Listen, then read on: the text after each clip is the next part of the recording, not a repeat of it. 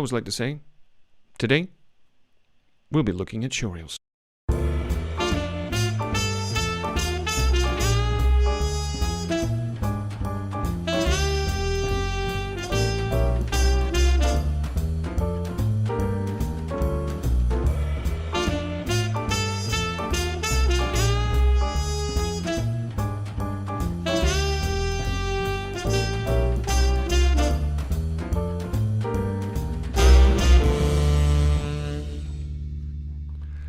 And we're back. Wow, Robert, you gave us some stars. Thank you very much. Remember, that's another way you can help us out here. And in fact, Facebook actually sent us the first batch of stars. I thought it was never going to happen. Yeah, it's literally. I'm going to go and buy at least 2 loaves of bread with that. Carmen's here. Hey, Carmen. We had a technical issue. And by the way, I do actually have a boyfriend. I just need to let you know that up front. Yeah, that's what happened before. It's a little complicated sometimes. The thing is, now that we're 8 o'clock in the evening, it means we've got more to do during the day. And the trouble is, now we've got more to do during the day, we do more. And what that results in is we have more time to not have enough time to do more. That's how that works. Before, you would have 5 and you try to do 6. Now we have 8 and we try to do 10. And it doesn't work. As our great president of Spain once said, it's very complicated, todo eso. Little by little, we're going to take the flow. And I was worried with you guys, he was saying. Thank you, Carmen. Thank you. We are here. Can you imagine? Just with a little bit of... Can you imagine? Can you imagine something terrible had happened? No, I don't know what could possibly awful. happen. I don't know. What could possibly happen? Well, like a street ago, one street up from here, it was a big explosion. Remember, not so long ago. There was? I didn't notice. Because when we're live, there's nothing else in the world. That's the thing. Alba says, "Good evening, Scott and Assumpta." That's terribly formal, isn't it? Well, good evening. Good evening, mademoiselle. Okay, let's go and do the first. All right, so let's showreel, have a look at this. Let's see what we can find here. Let's see what there is. And all right, let's see. Grandpappy didn't hesitate when his brother... Okay, so let's go from the start. Let me just make us a little smaller here. I didn't have a chance to adjust this before. Okay, let me just make sure that this sound is up. It seems a little quiet, but that could be just me. Right, so here we go. Grandpappy didn't hesitate when his brother put the family in danger. That's not true. It was an accident. He told me. He also told me he trusted you to do it. You've been the rock of our family for many years. You are family. That's why I want you. Oh, I need you by my side. Now, and once it's all over.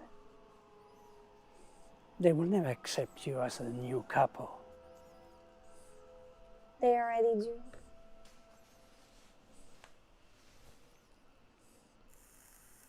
Can I count on you? Yes, couple.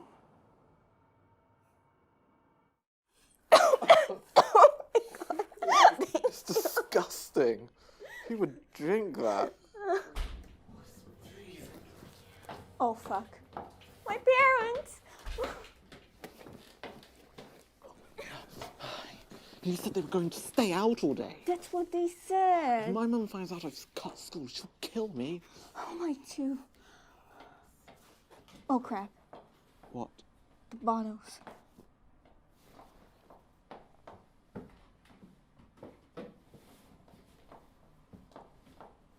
Oh my god, we need to get them. Okay. You go. Why me? It's your house. So? So if they catch you, I might still be able to sneak out. Oh, and what am I gonna say? I was drinking alone because I'm that much of a loser, Mom? Well, it's not too far from the truth. Listen, if I go down, taking you down with me. All right. All right.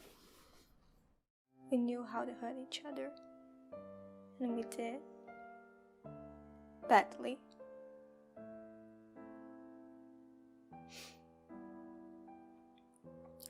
After that, I just refused talking to her again. even when my mom begged me to just call her. And she got worse. I guess I just didn't think she could actually.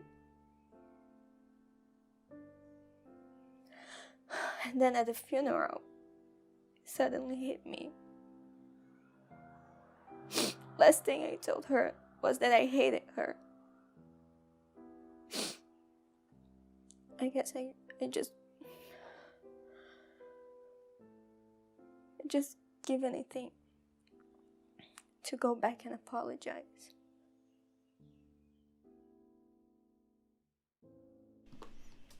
Okay, reactions or something?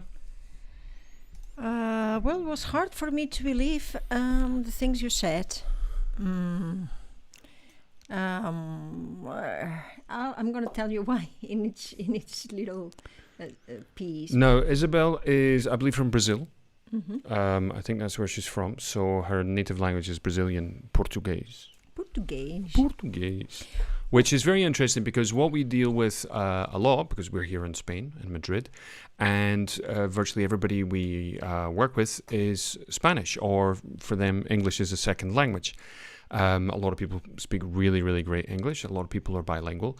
But it's certainly one of the issues that I think even a native English speaker can learn something about when it comes to working in a different language, because the rules still apply. What's really important is to work out exactly what you're doing, why you're doing it, and try not to lose anything resembling your own identity when you're performing. So let's go ahead and have a look at this. I'm going to keep us open. So there we go. There she is, Isabel Bernardo.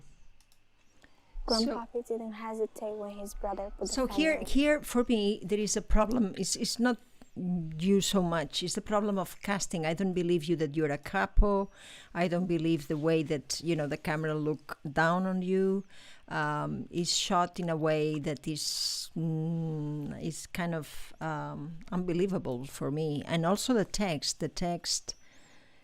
I don't believe you for a second that you are the capo of anything. I think it's one of the things that you're going to have to be very, very... It's one of the things we have to be very, very careful of when we are shooting our own material. As far as I can understand, this was one of those sort of showreel kind of services where they give you a scene and they go out and they shoot it.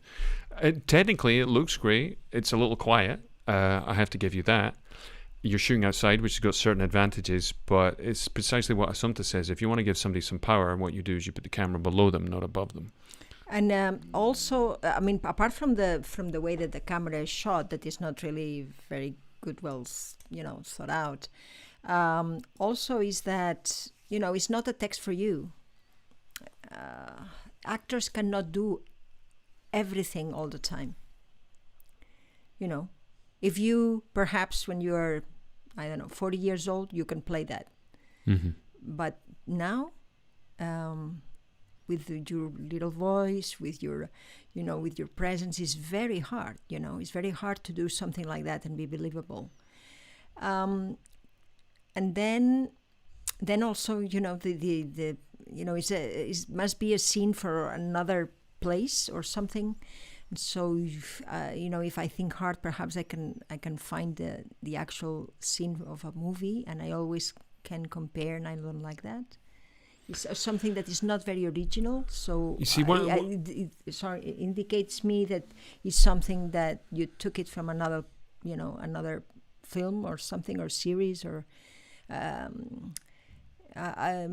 It's not that is a problem, but I think the problem, is a problem, yes. I think, you can be more original if you are doing the effort of actually, doing it, which is a lot of effort. And the script is the first thing, the script has to be,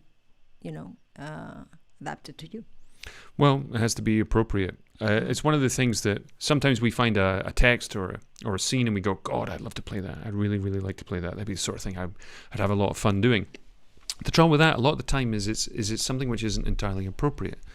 It's a sad thing to admit that we have to attempt to find the things that we can play that are as close to the thing that we're going to be cast in as possible. when we do something which is very extreme or very different, or something where we look like we are in disguise. That's another thing that we have to be careful of, is not looking like we're in disguise, but we're looking like the person we're supposed to be. When we do those things which are fun and different, and part of the reason we became actors in the first place, it's exactly when people are starting to think, yeah, but who is this person? You know? So let's keep watching this, because it's sort of a valuable experiment that we get into 3 seconds in. Danger. Well, the That's problem not also at the beginning. First, so this I never put that one in the first place. I would advise you just to take it away. But apart from that, you know, if you start speaking and there is still not the name and is out of the blue, we're going to lose it, because, you know, at the time that we put whatever we put play, then we want to have a little thing, because if not, we say, oh, wow, I lost something. And you already are in a bad position to really admire you, or, you know, or really listen to you, because you're saying, you know, you're making me think that I am guilty, that I wasn't there, you know, watching you. So you have to prepare the audience also to say, okay, so now we're going to, it's, you know, sometimes it's a sound, sometimes after is your name, something that you take in consideration that this person is going to look for you, is going to look at you. So you don't want to lose, you know, the 10 seconds, you know, when you are speaking. You want to, you know, do a call of action. So like, look at that, you know, with sound or light or different, but like that from 0 to already is kind of weird for me. Okay. Just to remind everybody, if you're interested in us reviewing your showreels, your self-tapes, you can send them to me here via WeTransfer, which is Scott at familiadecine.com, and I'll download them. We can do them on another day, but that's something that we are constantly receiving things, and it's always good to receive more things and go forth and see what other things that we can find. It's been very, very interesting, because we've done, I don't know, probably 80 or so in the past year of Spanish ones, and it's very interesting to begin to see the similarities and the dissimilarities with the English showreels. So anyway, here we go. An accident. He told me. He also told me he trusted you to do it. You've been the rock of our family for many years. You are family. That's why I want you. Oh, I need you by my side. Now. I'm sorry. There's a big bit of dust in the middle of the screen, of the lens, which is killing me. Oh, really? Yeah, you see it's right up here. You see there? Oh, yeah, it's true. It's right there. It's like the modern equivalent of the dead pixel you used to get on video cameras. Anyway, but that's just me. It's just the sort of stuff I notice. You see it sitting there? They will never accept you as a new couple. They already do.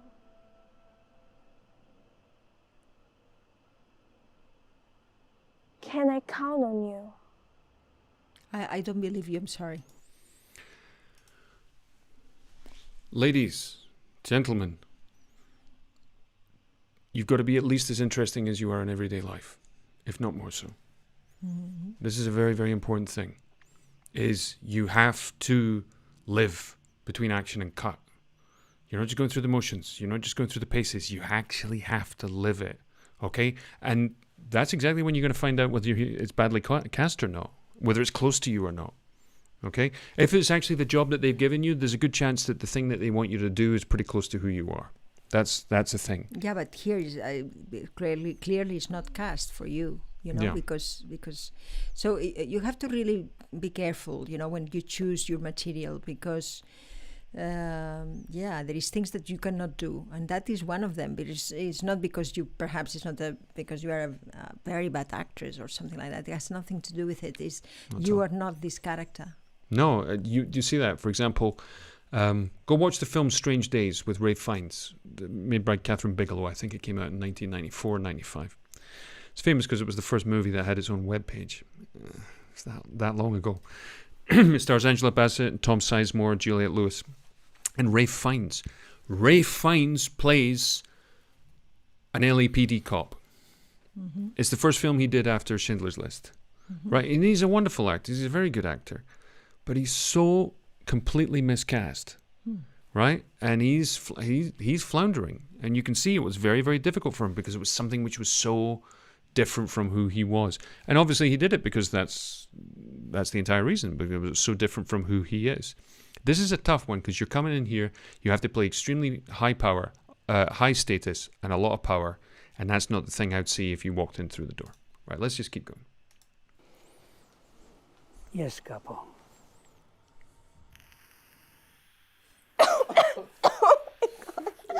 It's disgusting. He would drink that. Oh, fuck. My parents! He said they were going to stay out all day. That's what they said. If my mum finds out I've cut school, she'll kill me. Okay, I don't believe you here. Why I don't believe you? Because I saw the actual place. No, in this general shot when you just crouch to go Behind the sofa. And behind the sofa. And what's happening is that if I can hear this pam pam pam. I'm gonna do that. I'm gonna do that, and I'm gonna talk like Like what? like if it was something that because if not, I they would hear you. If I can hear this clearly, the steps, I can hear. I mean, the person can hear you. Yeah. The other thing is you're dealing with there's a sort of cinematic theatrical artifice that we've got going on here. You got the lazy shots of the stuff. Who would drink this? Sound. You both stand up and come together because that's actually not an actual physical possibility from the positions you're in. It doesn't matter. And then you go behind the sofa. Now I know to shoot behind the sofa, you had to move the sofa. You had to move the sofa about 3 meters in this direction so the guy could get behind there with the camera, right? And it probably took 20-25 minutes to get it set up. Okay? One of the things that we always have to try and defend as actors is, do I buy this? Exactly. Do I really buy this? Because if I don't buy it, they won't. Because they are much, much more pedantic than I am.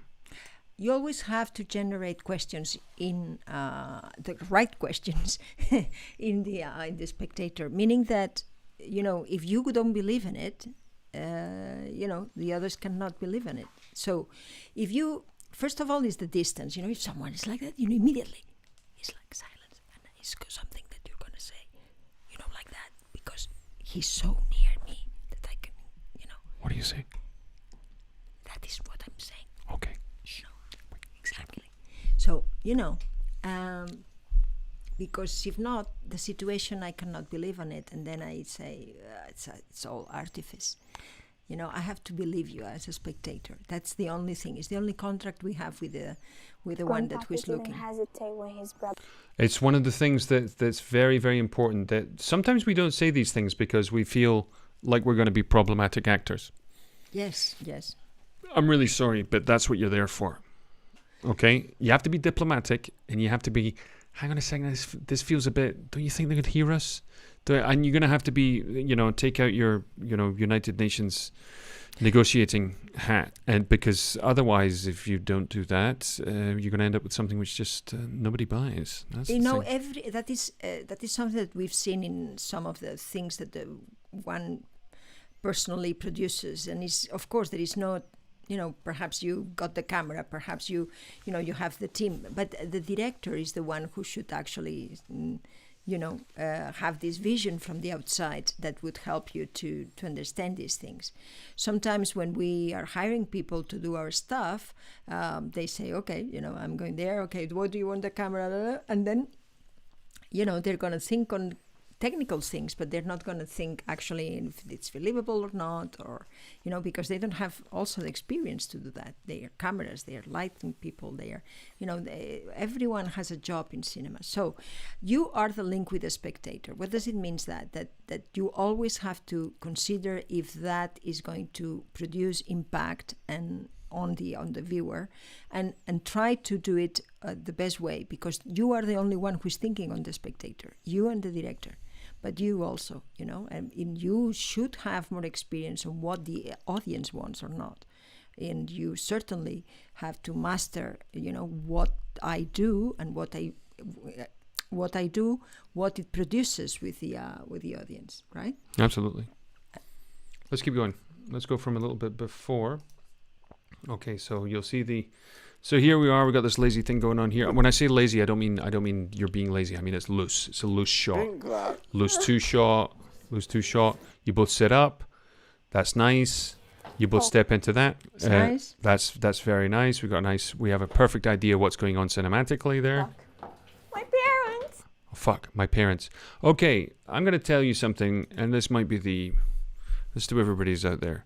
This might be the most interesting thing you hear about acting in the next 5 minutes. My parents. Okay? You're worried or you're frightened. You don't know what to do, and you say, my parents. Okay. You don't have to show me you're worried or frightened. You don't have to do all of that. All you need to do is think, oh my God, it's my parents. When you say, my parents, you don't need to give me anything else. You don't need to tell me you're worried, because I'll get that. Okay, this is a very important thing that very often we as actors forget about, particularly if, when we're coming from stage and everybody's telling us more energy, have fun with it, and all those sorts of things, which are completely impossible to do and useless to even try. Is sometimes the simplest decision that we can make, fully played, is the most useful, powerful, and effective. So what we got here is you've got what we call gilding the lily, because you're here and then you hear this noise. I'm going to show you. And Oh fuck. My parents. see, I didn't really need that. You with me? Mm-hmm. It's just making life a little different. What I feel that you do there is that you're playing yourself as a victim. And it's not the moment for that. The moment is just to be afraid, just to think about what we're going to do. And it's like, wow, what I'm going to do, but feel a victim about something that is still, it's very complicated. You complicated yourself there. It's very simply, very simply, someone come, my parents. So it's it's not something to to get to act on it. It's what it is really, which is my parents. It's like a thought. It couldn't be something else. It couldn't be you saying, "Oh, my parents." It doesn't really fit into the thing. You see, because to the moment, One of the reasons sometimes people go, "Well, why do you get into such detail in these moments?" Well, the other reason why we do this and why we've been doing this for such a long time and why I think it's very, very useful is everybody's showreels, their self-tapes in particular, what they do is they tend to illuminate things that do and don't work in acting. Because the thing is that when we're on a film set and we're shooting, it's so complicated technically that we have to attempt to simplify everything that we're doing because we need to be able to repeat it from various different angles, and it has to be more or less the same. Certainly physically the same, but hopefully the performance will be more or less the same. We'll be able to add certain nuance or think about other things, but it has to be effectively the same. And if we are trying to play this very complicated chord of several different things at once, one of them being showing what we're thinking, feeling, or what our opinion is, it gets very, very difficult to repeat it. It becomes something very analog, where we should be trying to do something which is relatively digital. Yeah, and it's just an artifice, We are perhaps in another place, in another time. The virtuosism is something that we like to see, but not now. We want to see the reality of an action. And today, 2021. Today, right now. Yeah, what we want to see is, something that we can believe. Oh, right now, there you go. An interesting thing about Strange Days, the film I just mentioned. If you've ever heard the Fat Boys Slim song, right here, right now, that line comes from Strange Days, said by Angela Bassett. There you go. A little piece of trivia for you there. It's great.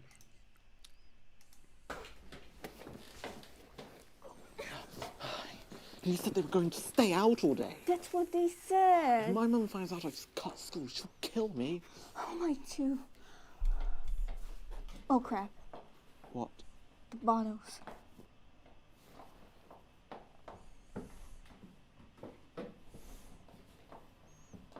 Oh my god, we need to get them. Okay. You go.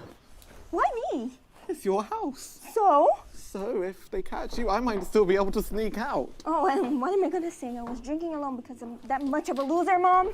Wow, It's not too far from the impossible. truth. If I Impossible. go down taking you down with me. Right. I see this. I don't blame the actor. I do a little bit, but I don't blame the actor. I blame the person who was directing it, who should have had your best interests in mind. Okay, your best interests at heart, because you're not doing your best work here. You're really not. This is not helping you. It's not making you look good. It's not making you look dynamic. It's not making you look effective. The most important thing we can learn how to do as actors is to be effective and competent. That's what everybody's looking for. A lot of the time we get here, and we get people here in Spain going, oh my God, why is it always the same actors who are doing this show and that show or appear in this movie or that movie? They're really attractive, but they're not that good. You might not think so, but they are competent. And that's one of the most important things that you can bring to the party is your competence. And that's the great fear that people have when they see somebody in an audition or a casting and they're not effective, is they go, yeah, but can they do this? Can they really pull this off? Because you never actually ever have to be better than you're going to be on your self-tape or in that audition room. That's just the fact of life, is that's the best you're ever going to have to be. Now, when you're on a set, we'll expand it and we'll do more and interesting things, hopefully. But you have to be ready to be as dynamic and as effective as possible at any given moment. That's just my opinion. So here's not effective because we are not believing that you can actually yell. Yeah, and also, this might sound weird, but I don't know what your relationship to this dude is. Well, yeah. I don't know. It's not very well decided. We don't know. I don't know if whether it's the first time. I don't know whether you're just pals or you're friends or whether something else is going on. I'm not entirely sure. Which at that point I should know. Yeah, because this is a sort of scene based on panic, which makes things slightly complicated. Right, let's keep going. All right. All right. We knew how to hurt each other. And we did. Here Badly. you have a problem of light. You see, your cheek is called. Cheek, mejilla. Yes, yeah. Your cheek is very well lit, but your eyes. That's what I want to see. I want to see your eyes, your cheek. I don't care. I want to see your soul, and your soul is your the window to your soul is the eyes, and I don't see him here. So I'm a little bit upset with the people that you had to pay to do that. Really, I'm a little bit, because that's not good. I mean, you can be in a wonderful set, but the actors, you have to take care of it. Look, here's the secret. If you can't see the light, you don't have light in your eyes. Simple as that. If you're looking in a particular direction and you can see no points of light, and there is illumination, I mean, there is lighting, so there's ring lights or panels like we have here. If you can't see the light, it means you don't have light in your eyes. You had the light almost behind you. What it makes very difficult to actually get the light into your eyes. But what you have to do is a step back, put your weight into the left. She doesn't even have a good contra. She doesn't have a good kick light. No. Right, okay, let's just have a... Well, the window, which is fine. No, but it's not actually reflected on our hair. No. No, you would actually... Look, let's just explain this for a second. Okay, so normally, in any given moment, the classic way to light somebody is you're going to have a light, which is a principal light somewhere in the front. You're going to have another light, which might be filling in the shadow in that light. And then you're going to have a kick light, or what they call in Spain, a contra. Right? So, you got the contra there? Right. You see that? That's our contra. That's our kick light. You want to put it on? See what it does? It lights up our heads. It gives us this. Okay? It detaches us from the background. From the background. You see?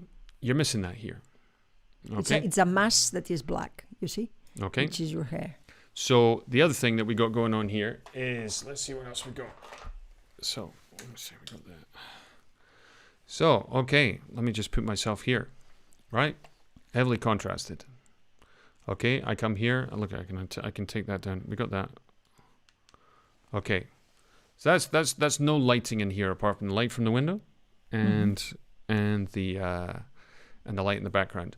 Okay, so okay, now you can see I'm contrasted. Now if I cut to Assumpta, right, I'm gonna do it the other way around. It's because this light. Right, this is not particularly flattering light for you. No. This is not good. You see, I have my shadow here, and then I don't have the shadow because, this one protects me from the shadow. You see, now it's okay. So that's what it is. The lights are very telling on where exactly the shadow that puts, and exactly. So you can immediately see, if that is not in front of you, if that is in the back, then it's very, very hard if it's in the back to catch the light. So what you have to do is just go a little bit all the way into the left, and then you'll have a little bit into your eyes. Yeah. Well, this. There you go. As you can see, this is us. And you can see this is the kick light that we have there. This is. And if I take, give me this. If I take this out, all we've got is kick light. As you can see, this brings us out from the background and basically gives the image 3 dimensions. Okay. So it's very interesting that when you get into the set, you realize exactly what the lights are, so that you understand what is the position that favors you the most. Here it's like it's like television set. It's everything is lit. But when you are shooting in a movie or something, you don't have that many lights. So you have to understand what is the design that the DP, the director of photography, wanted to do, and then act accordingly. What you cannot do is that your eyes are not in light. That is your responsibility to find the light. Grandpappy didn't hesitate. And that's exactly what we got going on here. So we're coming here, right? You see, this other girl has. Look at that. She's got 2 little points in her eyes. She looks great. I wish she didn't have a nose ring, but that's my own personal point of view, because nose rings detract brilliance from the eyes, and they attract it to your nose for some peculiar reason. And I don't know about you, but my nose doesn't tell stories. My eyes, yes. My eyes, perhaps, yes, but my nose is not known for its myth making. Right. So. Okay, the other girl, they had to light it because she's After black, that, I just and because she's black, they had to put a direct light into her, and then they play on you. Yeah. They played on you because they were trying, and they didn't want to repeat the same light, and here you have it. Then you have no light into your eyes. Yeah, it's very interesting. It's very interesting when you got people who have vastly different shades of skin, which is the most interesting thing is in terms of color grading, that it doesn't matter where you are from in the world, everybody has exactly the same tone of skin. Oh. It doesn't matter. On the color wheel, it's up to the left. So much so that on Asian people. Asian, black, like the darkest. Black? Wow. No. From the darkest to the lightest of skins, it doesn't matter where you are. That human beings, we all occupy this line on the vector scope. Yeah. So much so that it's actually a line on the vector scope. So because the reason I say that is when you're grading image, usually what you're trying to do is you're trying to make the skin tones look real. And what happens is it doesn't matter where you're from, we all occupy that particular tone. Nice. It's interesting, Yeah, no? no. So that particular combination of colors is the one thing that's it's interesting. Everybody has in common, and I believe that's also why, for example, in a film like Avatar, the color of the aliens is the exact opposite. It's literally you got the color wheel, so the human skin is up here, and the alien skin is the exact opposite of the wheel, which I think is probably one of the reasons why blue is. I mean, there's no blue food. But that's a different question. All right, so let's keep going. It's what's very interesting as well. What I found when we were shooting in Nigeria is that if you have very, very dark skin, what it does is it can reflect the color of the sky. or the color of whatever's there. It can either become green or it can become blue from the reflection of the sky. It's a little bit like when you're in Sevilla, you get those people with incredibly dark hair, is that it becomes almost blue. The reason it's like that is because it's reflecting the light from the sky, from wherever it might be. You know, I think it's a moment for a... The more you know. The more you know. Right, so moving swiftly along. Right, so... Right, let's okay, we've now torn apart the lighting here. Let's actually see how is the acting? How the acting works. And we did. Right. We knew how to hurt each other. And we did. Badly.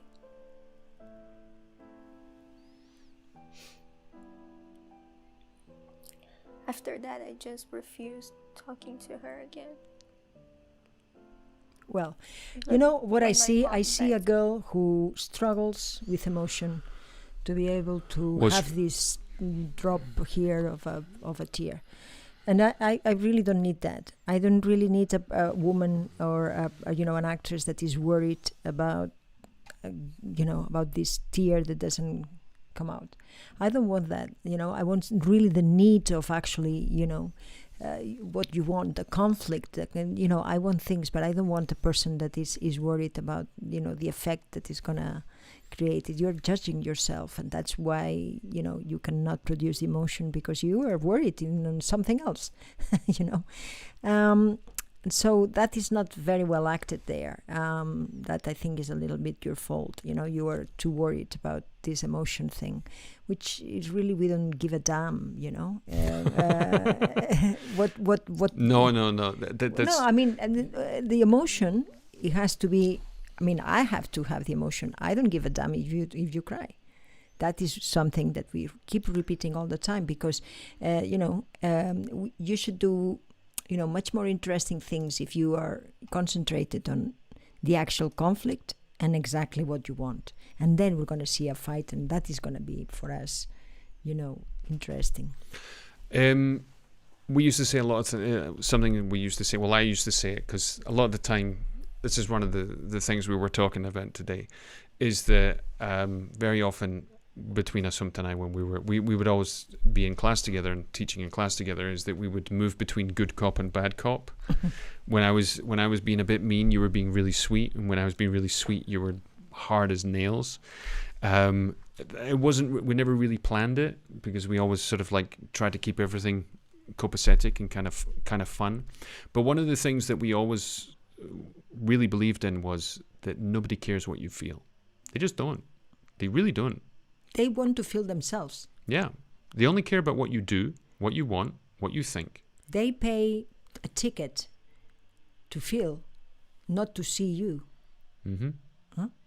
It's one of our mantras. There's a whole list of things that we're not interested in, that as actors we shouldn't really worry about, because it'll happen. And the one that everybody gets wrong is emotion. Everybody thinks emotion is important for the actor. It's not important at all. What's important is, what are you doing? What are you trying to achieve? What are you trying to say? What are you trying to get out? What are you trying to work out? What do you want from the other person? What do you want from yourself? What do you want from the universe? There's a question. So when we watch something, if we don't see something in action right away, we have nothing to hold on to. You see, the problem is a problem that is, it's not only yours, huh? You did what you could, I'm sure. I mean, you spend money, you trust other people, you put together a team, but you have to make sure that, that is your responsibility, not to deliver and to have a result, but to see that you are really well prepared. That is your responsibility.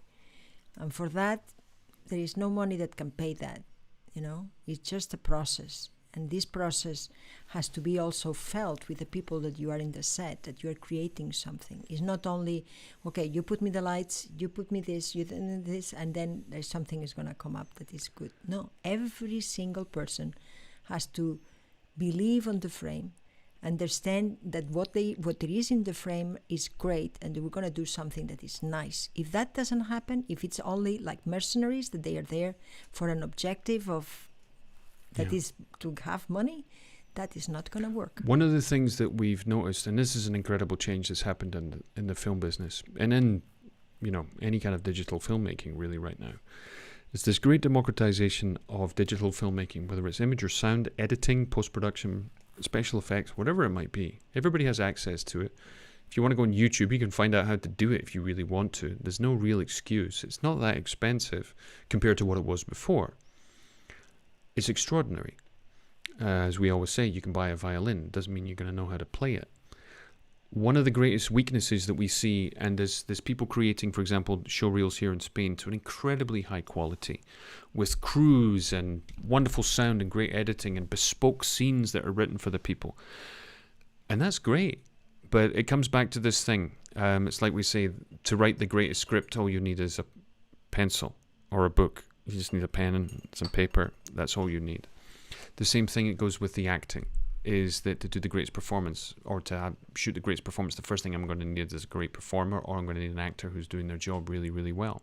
And the greatest weakness in all of these, what could we call them, bespoke showreels, is the quality and the dynamic of the acting. Because it should actually be the best. It should be better. You should be better there than you would be if you'd actually be paid to go to work, because you can take risks, hypothetically. But the trouble is, there's so few people who are capable of actually getting that out of people. That's just my point of view. Yes. Do you agree with me? Yes. Are we in agreement about that? Yes. We can shake on that? Thank you very much. Thank God for that. Let's see. Alison Hull says, "This is possibly the nicest thing I've seen all day. This is very informative. A lot better than some people who think they know what they're talking about but actually have no idea." Well, thank you, Alison. Thank you, Alison. That means a great deal to us. Let's go. Gee. Shucks. Right, let's keep going to the end. Okay, so I'm going to show you here. I'm going to tell you what you're feeling as an audience. Remember when you watch this, okay? You go, okay, here we are. How to hurt each other. And we did. Okay, what's she talking about? Badly. What does she want? Is she confessing here? After that, I just refused talking to her again. So she's just talking to her. She's just telling her something that she did. Who is her? She's just telling her friend something that she did, but I don't know why she's telling her. Okay. I don't know what she wants from her friend. Okay. She wants forgiveness or understanding, okay? Even when my mom begged me. Now, her mother, I don't quite see what her relationship with her mother is there. This is an interesting thing for actors out there. If you say mother, father, brother, sister, lover, husband, wife, uncle, grandfather, teacher, dog, all of those things, those people, they have a certain meaning to you. I'm not saying you should act that meaning, but you sure as hell should be conscious of it. Whatever it might be. Well, what I interpret here, I see that her mother died. Oh, you do? Because, she's sad when she says... Oh, okay. When she says, you know what, something is going on. Okay. That's what I feel. That's what you got. That's what I get. Are you sure? Well, you want to change your mind? You want to increase your price? Okay, well, let's keep going. Let's call her. And she got worse. I guess I just didn't think she could actually die. And then at the funeral, it suddenly hit me. Last thing I told her was that I hated her. Okay. I got it. I guess I just give anything to go back and apologize. It's such upsetting that I cannot see your eyes. You went and committed to the wrong choice. Mm-hmm. Right? You committed to, I'm upset about this. And that wasn't the choice. No. The choice was, how can I make sense of this, right? Because that's interesting to watch somebody try to make sense of something, to try and make them try and work out what it means. And that can affect you. But what we're really interested in is somebody who's working through something. It's a very interesting thing, because one of the dangers that we have, and I blame Stanislavski for this, he says you should act your first reaction to reading the script. Unfortunately, Stanislavski, who is little more than an amateur, a very, very smart one, but an amateur nonetheless, he was talking out of his arse, because quite frankly, if you act the thing that you read first, you will act what you responded to as a reader or as a potential viewer. What you have to do is you have to try and get inside it and behind it. That's the important thing. And very often, that's the exact opposite of your first reaction, because it's a moving emotional story, and you think, well, I should be moved and emotional. Where really what's interesting is trying to look at somebody who's attempting to make sense of something, rather than trying to feel something. In actual fact, when we talk about these things, we're trying not to feel anything. Exactly.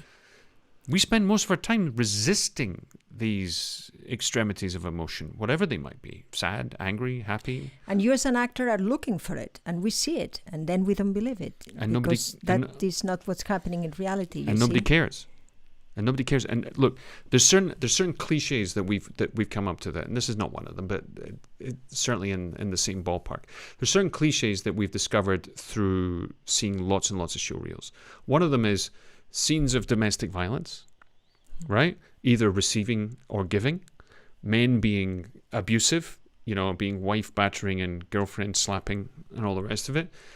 People who are being assaulted physically or sexually, or both at the same time. That's another thing that people put a lot in their showreels.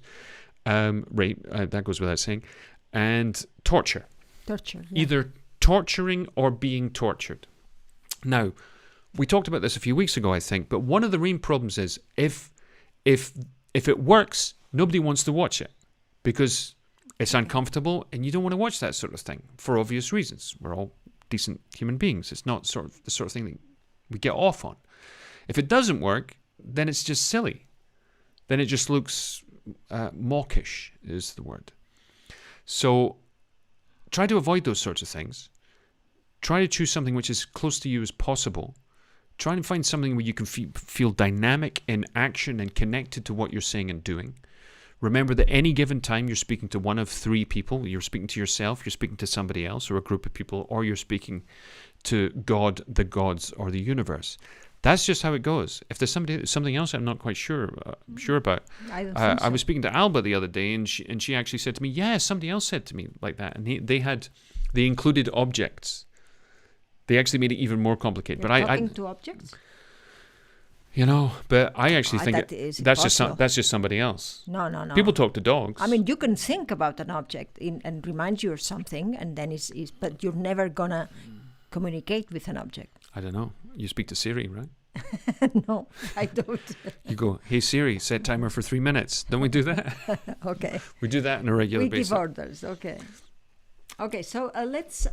That's it. That is indeed it. Well, it's 8. It's 9. It's 8, but we did start late. Okay, so. Shall we have another quick one? We have photos or something? We don't have any photos. Okay. We don't have any photos. Well, certainly okay. not of the English actors. Okay. But certainly that's an option. Remember, feel free to send us your, where is it here? Photos. We were also looking at resumes at one point. You remember that? We were doing resumes. You can send anything to via WeTransfer to scott@familiadecine.com, and we will do our best to go through them and review them here.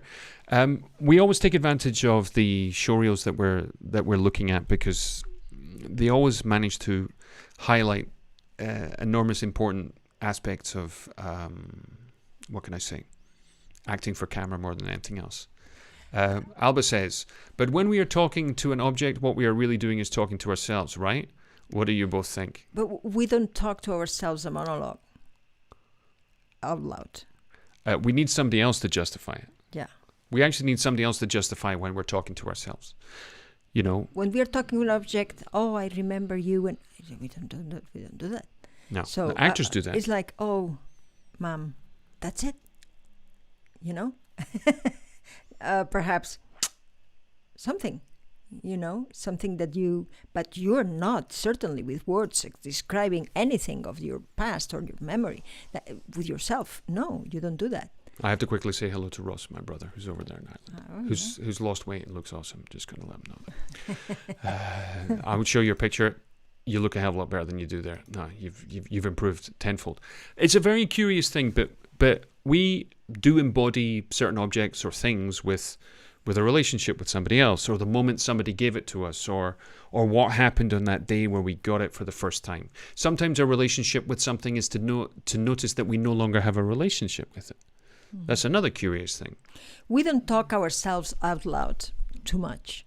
We can certainly say an expression, or or fuck, or whatever. Well, we certainly reflect on ourselves. Sometimes we will be speaking to ourselves because we're trying to verbalize something that we don't understand, or that we're trying to find, or that we're looking for. Yes, or something that it happened, and then you say what you should have said, or things like that. Things that they are a moment, a fracture of a moment that you put up there, But it's not any worth of monologue for a video book, or for even a scene, All the things that you can express for their thoughts about yourself. Wow. What is that? I have absolutely no idea sometimes. Oh, no. What? That was Siri. Oh, yeah? Siri heard me say, set timer for 2 minutes. That's what she did. You see? There you go. Yes, Steve Jobs. She hear you. Haunting from beyond the graves. Anyway, so no, Alba, you cannot really talking to yourself in a monologue for No, I don't think she's saying that. I think that in any given moment, sometimes we do talk to ourselves. We're affirming something to ourselves. I don't know. I have a picture of I do. My father died 3 years ago, and sometimes when I go to this picture, I say, "Hello, Daddy." I do that, You do? Or I go to the kitchen, there is another one there, and I say, "Hello, Dad. Hello, Daddy. Hello." It's like something that, that says, "Yeah, I remember you." Yeah, but what you're really doing is saying hello to a piece of yourself. Well, perhaps, but I mean... The piece of yourself that remembers. Or a piece of myself, yes, that, how I like to be before, or whatever. God knows. I say it also different every time. Sometimes are more sad, sometimes are, and it's because that reminds me of something, and that's the way I express it. But I'm not saying, "Oh, Dad, do you remember when I was?" It's impossible. It's impossible. No, I'll give you that. I'll give you that. That's certainly something that actors, it's like I remember when I was 5 years old. I had this beautiful little dog. You don't do that. No. Okay, let's do another. Right. If you want showreel, but yeah, let's do a quickie. Right. Now I'm gonna put this on because we had enormous fun with Josh's before. His comedy reel. Ah, yes. Now we're going to see Josh's drama reel. Nice. Because his comedy reel is it's really funny, which is pretty good considering it's a comedy reel. So this is his drama reel. So let's see what happens here. Don't come any further. What do you want? It's Dr. Kent, right? I'm here for the vaccine. You're wrong. You need to leave now. She's only 7 years old. Sorry? It's my daughter, Lucy. She's infected. Has she reawakened? No, not yet. Listen, I don't have the vaccine. There's nothing I can do from here. Listen, please. She's all I've got left to remind me of her mother. If I lose her, I've got nothing left. Where is she? You're an hour north from here. Listen, Friend, I really cannot help you. Let me just show you a photo of her. I think There's I can no change need your mind.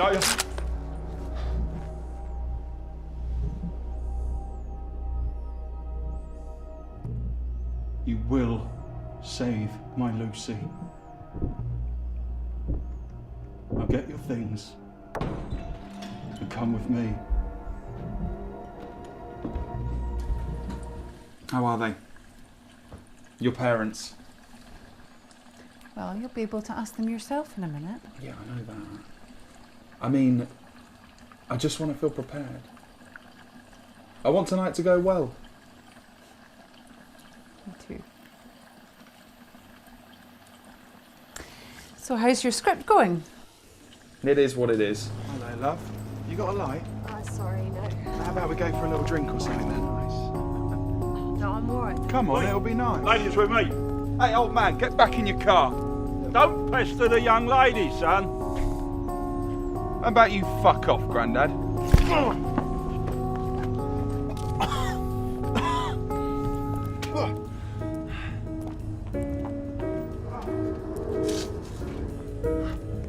What's wrong with you? All right, Josh. Josh is so good at comedy that I was like, is this funny yet? Is this funny yet? Well, apart from anybody who's ever edited video, we go, oh my God, they have crossed the line so seriously in that scene when they're in the kitchen because they're both looking right to left. Yeah, it's kind of... And they're both looking right to left. Here's an interesting thing for you. We'll get to that in a second, but I'll explain something which, if you as an actor know this and understand it, you can actually spot it and occasionally point it out because people aren't thinking straight. They're thinking about shots. They're not necessarily thinking about spatial relationships between people. Hopefully they will, but if you can point this out or notice it, you will actually go up, 10 miles in everybody's estimation. Trust me. Yes, a technical actor is always better than an emotional actor. The first thing they'll go is, oh, of course not. And then they'll go, yeah, okay, yeah, you got a point. Right, so sometimes they mean to do it. Crossing the line. I'll show you what it means in a second. Okay, so here we go. Josh, this kicks off here. Well, let's go back to the start. So this kicks off here, and we got this whole scene that starts. That is a problem for me. Right, it's a problem because it's dark as heck. Yeah, and I cannot see, and I can be a little bit, hoping that, but it doesn't come, and then I get, why he's showing me that if I cannot see? You see? So for a little bit you can do it, but so not... I would actually, the point where you start talking. You're wrong. Let me just see where we go here. See where it is here. What do you want? It's Dr. I would start here when you start talking. Just start there. Kent, right? I'm here for the vaccine. You're wrong. You need to leave now. She's only 7 years old. Or start at only 7 years old. Yeah. Thoughts? Yes, I still don't see it. It's still dark as hell. What I'm interested in... Perhaps you can do something that would better the image. It needs that, and I wouldn't put it in the first place. That's for sure. The best thing is that you're carrying a bag of holding in which you've got a long arm in a shoulder bag, which is pretty impressive. Which I like. Someone with no patience is going to say, "What? What? Moving on." And he's going to just take it off, because people don't have any patience. We have to understand that these people are tired of seeing things, watching, so they want to see things, and so if they don't see it, then they're deceived of, and it's worse. You put them in a state that you don't want them to be. Yeah. Okay, let's keep going. But she's only 7 years old. I quite like starting from there. Sorry?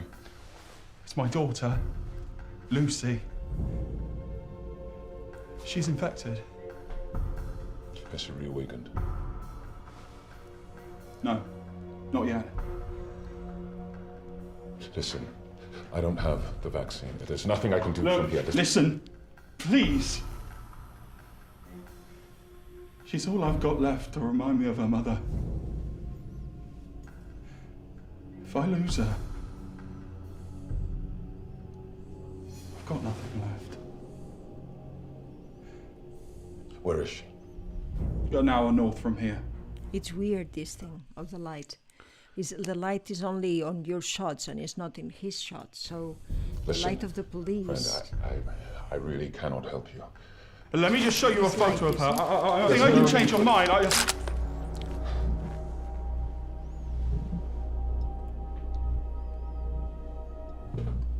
You will save my Lucy. Now get your things and come with me. All right. So look, Josh, it's very competent. You can do it. You know, there's no hesitation there. It's a bit, you know, like Assumpta says, you need to jump forward at the start because I go like, okay, where is he? What's he doing? You know, because we're basically putting ourselves in the mindset of people who watch these things all day and are like, oh god, another one. All right. Yes. Oh, another torture scene, another whatever. Somebody else who's getting beaten up or violated or whatever. Right. This. Yes. I'm sure that you can brighten it up. No. Yeah, you could probably up the brightness a little bit. It depends how much. The trouble is when you try to brighten something and it's already inky dark, is that you're going to get artifacting and you're going to get sort of messy pixelization. It really depends how close we are to the original. I want to see you. Yeah. You know. I want to see you. That's what I want. Josh, I want to see you. Right. So here, right. Now this is an interesting about crossing the line of camera. Look to see where both people, which direction they're looking from and which direction they're looking to. Okay, so here we go. Josh is looking right to left. How are they? Your parents? Well, She is looking right to left. Okay, so you got two people who are both looking in the same direction, but they're speaking to each other.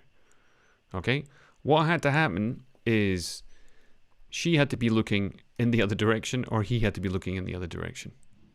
Okay, so a massive oversight. How are they? Your parents? Well, you'll be able to ask them yourself in a minute. Yeah, I know that. I mean, I just want to feel prepared. I want tonight to go well. Me too. Different shot, still looking right to left.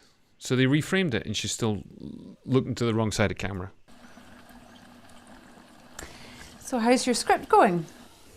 It is what it is. Hello, love. Obviously she's Scottish, which gives her extra points. I don't know why you cut it there. I don't know why you cut it there. So abrupt, this cut. You didn't have anything else? Or you didn't like the phrase that you were saying? You know, those are the things I'm contemplating. Yeah, I mean, I quite like it. You've got the whole friendly neighbor in the Netflix miniseries tied down. You know what I mean? Or you would just... No. I would like to see more. More, yeah. I'd like to see more of that than the other thing. You know. Then you go to a general shot, which is not you, and I say, okay. You got a light? Sorry, no. How about we go for a little drink or something then? No, I'm alright. Come on, it'll be nice. Ladies with me. Hey, old man, get back in your car. Don't. This seems to have about as much realism as Lord of the Rings, quite frankly. This is one of those things we go, this is what it's like on our streets. Yeah, this is kind of thankless because it's shoddily written and it's rather unimaginatively shot. I don't know what it is. It looks like a public information film about staying away from weirdos on the street. Anyway. To the young lady, son. How about you fuck off, Grandad?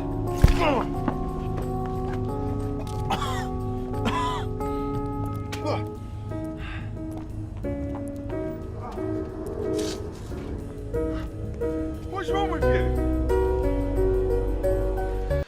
I don't really want to make of that. I want to see.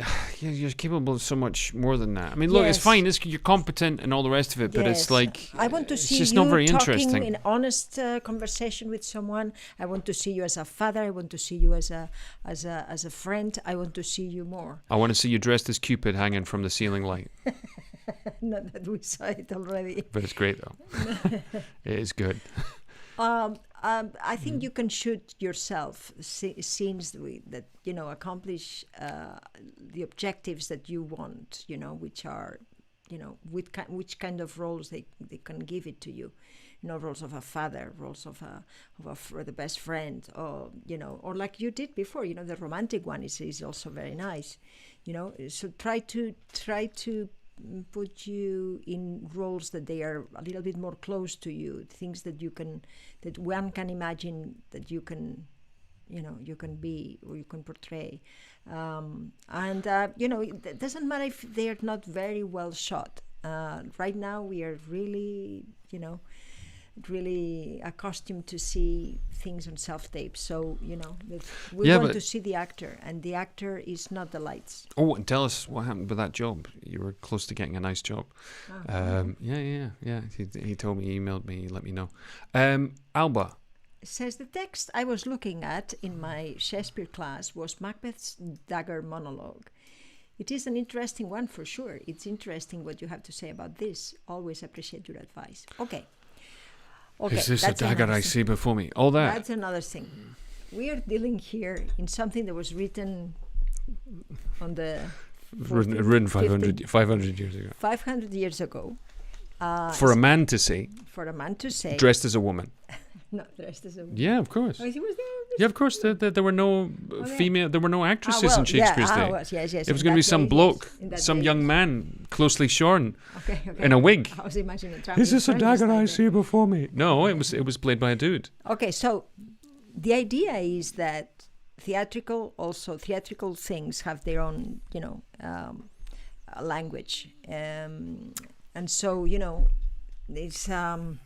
Even then, when we are actually have to do this, we have problems, because there is a dagger, and it seems that it's written that way, but that is because it's written that way that you are looking at it and talk to it. But it was like a convention, in many centuries ago, and this kind of virtuosism that comes from Shakespeare and from also a context and a culture of this year, you cannot extrapolate now today with the things that we can do.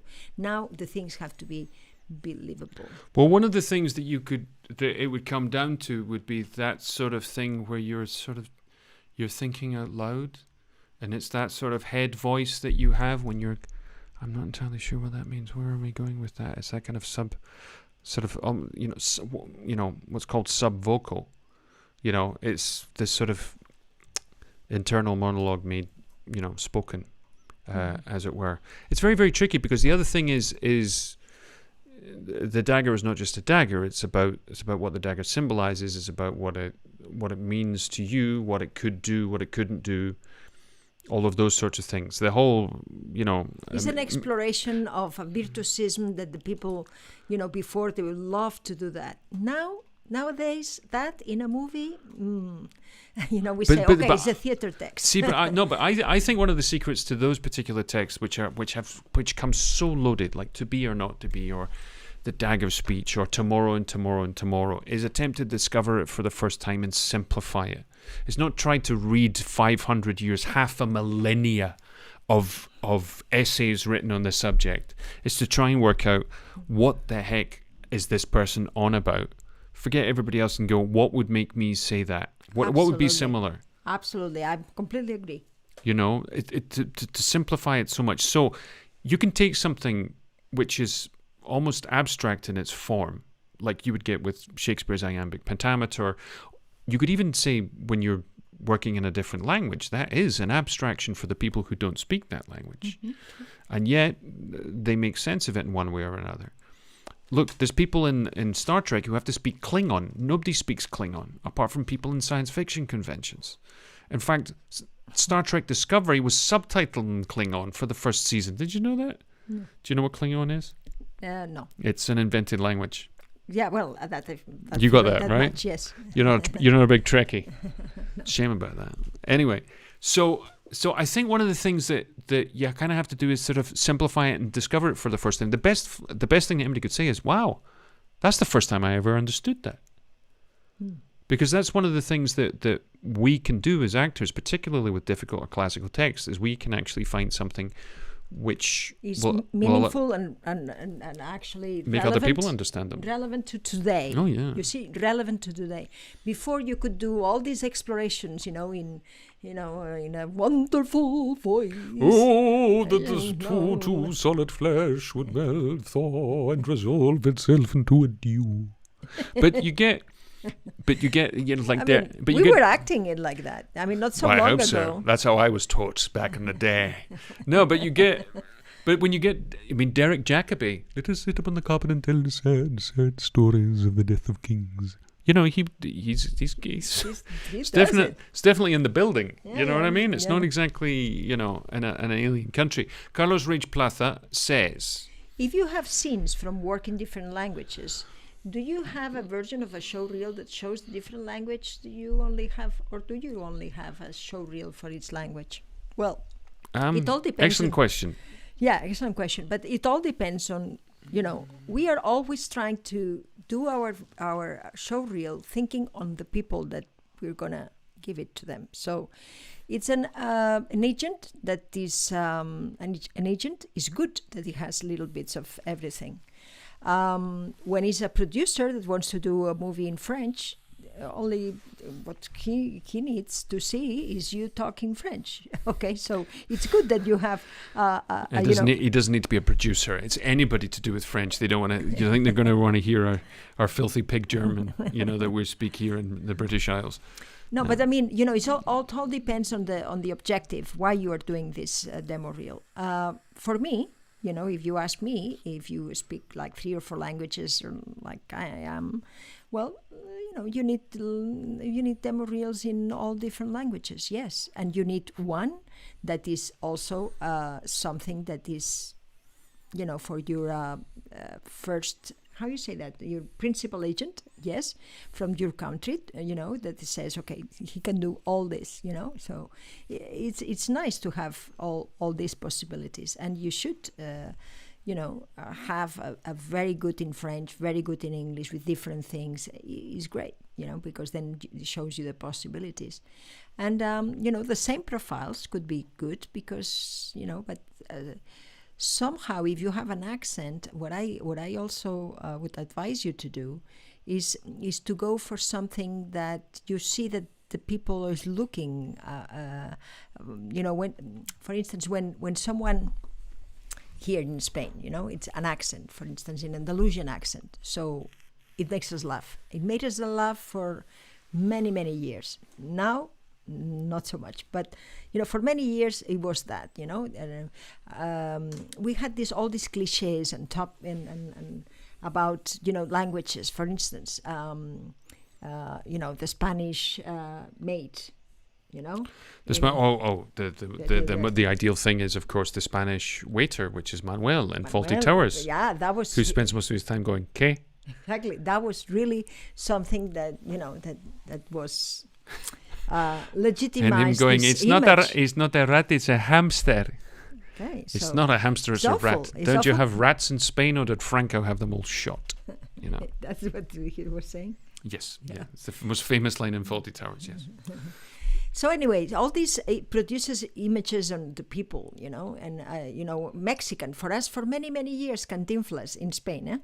Cantinflas was someone. So we were hearing Mexican and we were thinking on Cantinflas. Why? Because it was something that makes us laugh. It's as if for the modern person that the only time you ever heard an American accent was when you heard Jim Carrey use it. Yeah, so it's nice. It's nice that you can feel this kind of what is what the market thinks about your particular difference and put it on tape, because it's interesting to do something like that because they're gonna remember this cliche. They're gonna say, okay, I got it. He can do that. It's always interesting. Well, for instance, French with me, I make them laugh. Why? I don't know, but that's the curious thing. In France, you're considered to be a comedy actress, and in Italy as well. In Italy as well. Well, because I did things. And in Spain, you're terribly serious. Yes, God knows why.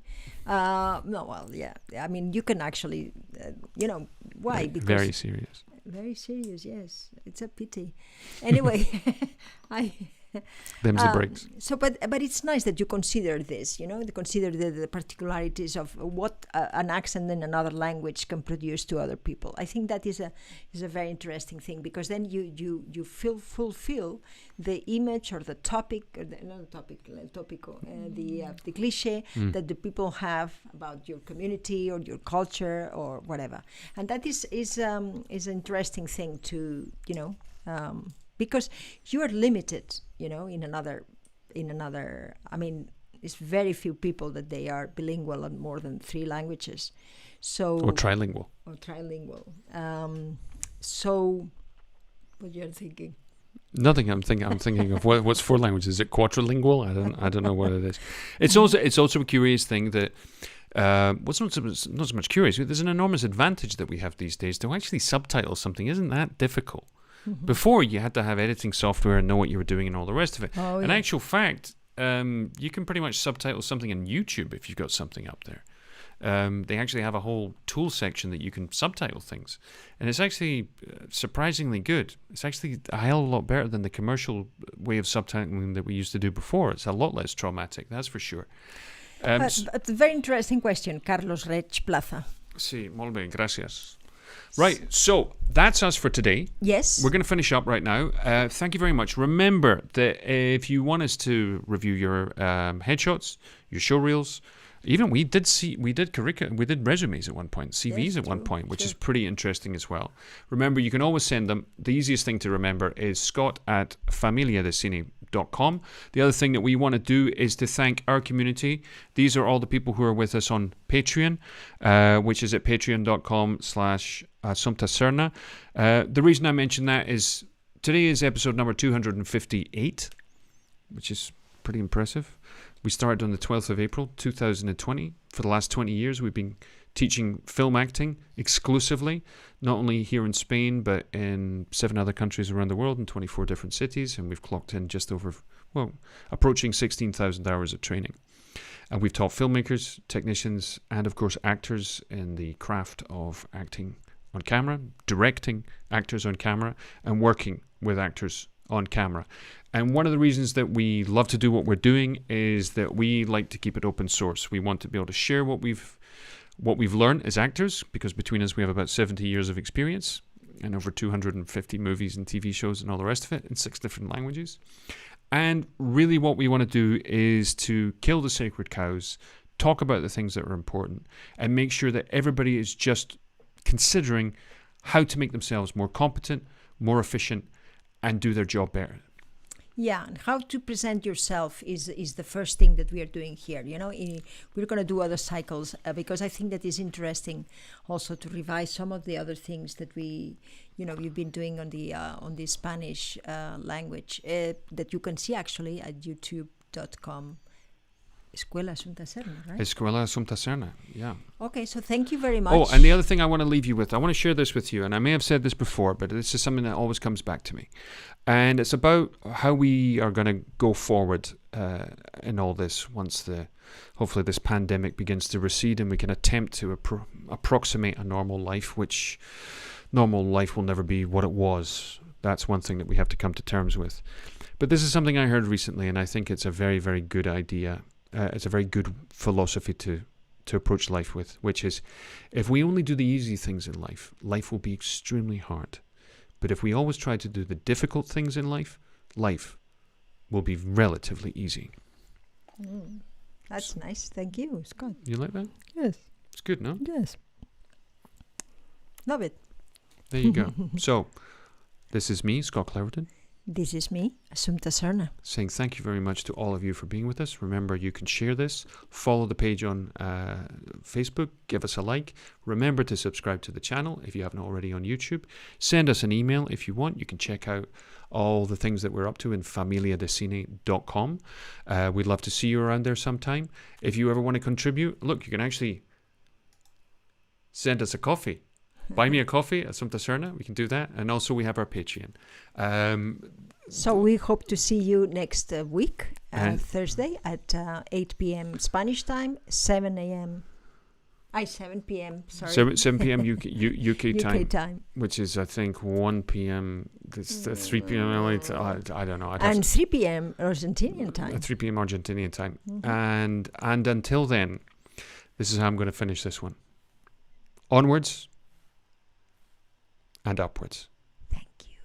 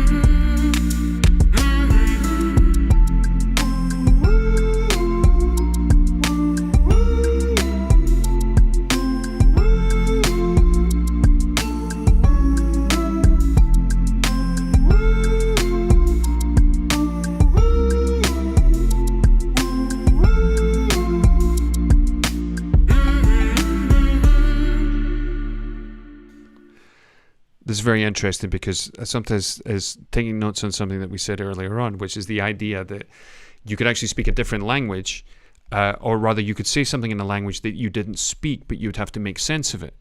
Mm-hmm. So you can actually speak. So you can actually say something in a different language, or using its sounds or whatever that without understanding, which the is words. non-verbal. Yeah. So there are certain things that we can say which don't have. They're not intrinsically linked with words. Words have become the easiest representation of thoughts, ideas, meanings, whatever they might be. They become the easiest way to express those. You know, I'm sure that the first things that people learned how to say were like cold, hot, food, there, here, 3, 2, whatever. It was like 1, 2, 3, and many. You know, because you didn't need to make any other calculations. So one of the things that will happen to you is that you can say something which is effectively meaningless in its sounds and its form, but it still has meaning to it. It's not that you're going to discover it through the poetry of a language that you already understand. Yeah. It's like, I mean, if I had to do something in Chinese, I'm not going to go and learn Chinese, but I can learn how to make the sounds and fake that I know exactly what I'm talking about. Okay. Do you know what I mean? Yes, you can see a lot of actors with that mirada fija. No, because what you're doing is you're faking. It's like, look, just as if you were faking that you knew how this computer on a spaceship worked. Oh, this is easy. Well, the dilithium crystal, the trouble is you've got to change it every 3,000 light years, because if you don't do that, you know, it can break down. You can find yourself in witch space, right? So you could fake that, but the fact of the matter is that it's all fake. Yeah. But you're saying it like it's something completely normal and everyday. So that relationship that you have with it, now a good director, or, you know, if you're an actor, you have your head on straight, you'll go, well, I'm going to talk about it like I'm talking about fixing the carburetor on a car or changing a plug. No, it's easy. What you do is you whip out the dilithium crystal, you keep the connection open, because if you close it, you can have an anti-gravity nightmare and the whole thing can blow and you can lose half the universe. So you don't do that. So what you're doing is recontextualizing that. Okay. But it's not verbal. It doesn't. There's no words involved with it. I'm fascinated by that because I don't know what the mechanism is. I don't know where words come from, Well, it or where comes how ideas manifest themselves in my head. Well, it comes from playing the subtext, no? It's like all there is subtext. Yeah, all there is subtext. And words are subtext made flesh, as it were. It's very interesting, and that's one of the things. Getting back to the dagger idea that you were talking about, Alba. I don't know if you're still there, but getting back to the dagger idea is an idea made flesh through the word. It's the speaking of it which makes it real. That's why we're afraid to say some things. We're afraid to say that we love someone, or that we want to kiss someone, or that we are addicted to chocolate, or that we have an existential fear of something. You know, we don't. The minute we say something, it makes it real. And then, you know, it's like actors. The first time you go, I want to be an actor.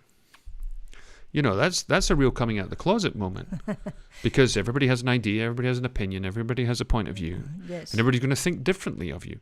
And the most important person who's going to think differently of you will be you. It's sort of the first thing you have to admit. Yes, a lot of commitment if you say that it comes, Yeah. every day. Yeah. Because you said that before. Yeah. I mean, the other way around, I remember a very good friend of mine came out of the closet once. Except he came out of the closet and he admitted he was straight, because he lived with a gay couple, and they were like parents to him, and he felt like it was almost like a real betrayal that he wasn't gay, which is it's very, very curious and very sweet, because everything is contextual. But it was that sort of thing where he didn't want to, you know. It's why it's so important not to judge things. Because the more you judge things, the more difficult it is to keep the door open. Anyway, I'm wittering now. There's very few of you there. Thank you for entertaining us here right now. Thank you very much. You're all awesome, and hopefully we'll all see you next week. Thanks, and remember to tune in, send us your stuff, and you've been great. Remember, as actors, you are more than enough. Bye for now.